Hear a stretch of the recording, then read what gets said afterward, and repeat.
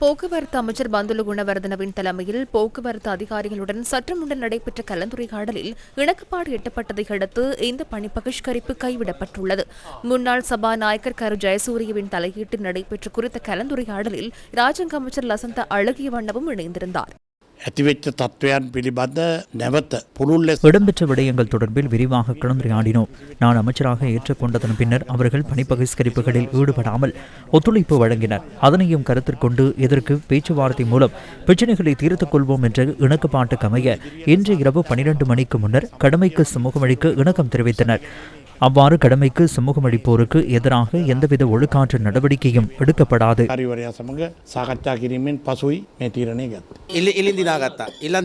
கோரிக்கைகளை வென்றெடுத்துள்ளோம். எவ்வித அச்சமும் இல்லை. மக்களை சிரமத்துக்கு ஆளாக்க நாம் விரும்பவில்லை. எவ்வித அரசியல் நோக்கமும் இல்லை.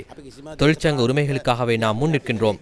முன்னாள் சபாநாயகர் கரு ஜெயசூரியதில் தலையிட்டு எமது 14 கோரிக்கைகளில் 6 கோரிக்கைகளுக்கு பதில் வழங்கியுள்ளனர். அது எமக்கு அவ்வாறே கிடைத்துள்ளது.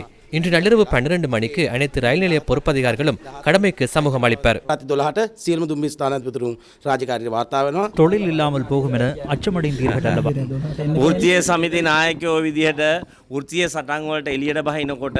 இல்லை, தொழில் இல்லாமல் போகும் அல்லது சிறைக்கு செல்ல வேண்டும் என்ற அச்சம் இருந்திருந்தால் தொழிற்சங்கங்கள் தொழிற்சங்க நடவடிக்கையில் ஈடுபடுவதில்லை.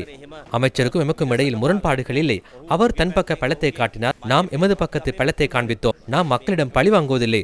தொழில் உரிமைகளுக்காகவே சில தீர்மானங்கள் எடுக்க வேண்டியுள்ளது.